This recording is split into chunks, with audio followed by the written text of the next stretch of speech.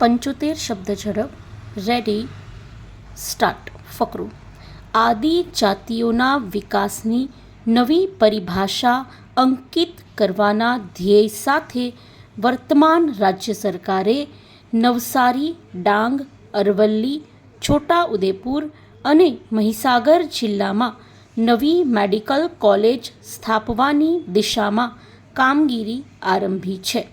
રાજ્યના અંબાજીથી ઉમરગામ સુધીના આદિજાતિ બેલ્ટને આવરી લેતી વન સેતુ ચેતના યાત્રાનો નવસારી જિલ્લાના વાસંદાથી શુભારંભ કરાવતા મુખ્યમંત્રી શ્રી ભૂપેન્દ્રભાઈ પટેલે જણાવ્યું હતું કે વનબંધુ વિશ્વબંધુ બને એ માટે રાજ્ય સરકારે વનબંધુ કલ્યાણ યોજના 2.0 હેઠળ 2023-24ના વર્ષમાં ₹47,000 કરોડની જોગવાઈ કરી છે.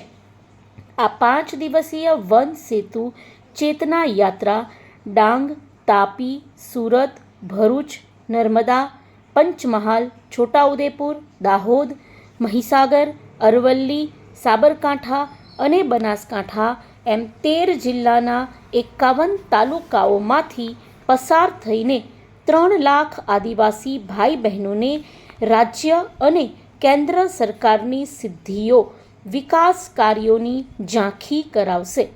આ યાત્રા મુખ્યમંત્રીશ્રીએ વન ધન વિકાસ, વનલક્ષ્મી યોજના, માલિકી યોજના સહિત વન વિભાગની વિવિધ યોજનાકીય લાભો, સહાયના ચેકોનું વિતરણ કર્યું હતું. ફકરો.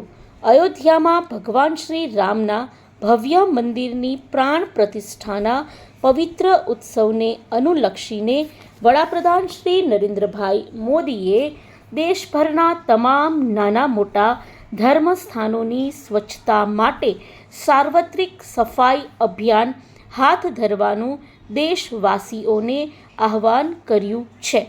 ત્યારે મુખ્યમંત્રીશ્રીએ અને મંત્રીશ્રીઓએ આ અભિયાન રૂપે ઉનાઈ માતા મંદિર પરિસરની સાફ સફાઈ કરી હતી. તેમણે ઉનાઈ મંદિર પરિસરમાં ₹51.76 કરોડના ખર્ચે નિર્માણ પામનાર શ્રી રામજી મંદિરનું ભૂમિપૂજન કર્યું હતું. ફકરો.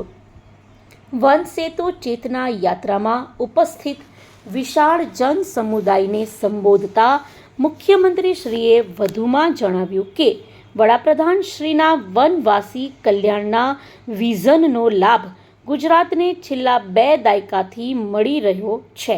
અંબાજીથી ઉમરગામ સુધીના પૂર્વ પટ્ટામાં વસતા રાજ્યના અભિન્ન અંગ સમાન આદિવાસી સમુદાયના સર્વાંગી વિકાસ દ્વારા વિકાસની મુખ્ય ધારામાં લાવવા માટે તત્કાલીન મુખ્યમંત્રી અને હાલના વડાપ્રધાન શ્રી નરેન્દ્રભાઈ મોદીએ વનબંધુ કલ્યાણ યોજનાનું સફળ અમલીકરણ કર્યું છે. ફકરો. મુખ્યમંત્રીશ્રીએ દક્ષિણ ગુજરાતનો ડાંગ જિલ્લો અને શબરીધામ આદિવાસી અસ્મિતાના પ્રતીક હોવાનું જણાવ્યું હતું કે શ્રી રામના પાવન પગલાં જે ભૂમિ પર પડ્યા એ ગુજરાતની ભૂમિ પર આપણને વિકસવા અને વસવા મળ્યું એ આપણું સૌભાગ્ય છે. ફકરો. મહાભારતના પૌરાણિક કાળમાં ડાંગ પ્રદેશનો દંડકારણ્ય નામે ઉલ્લેખ છે એમ જણાવતા મુખ્યમંત્રીશ્રીએ કહ્યું હતું કે આદિવાસીઓના આરાધ્ય માતા શબરી વિના રામાયણ અધૂરી છે. સ્ટોપ.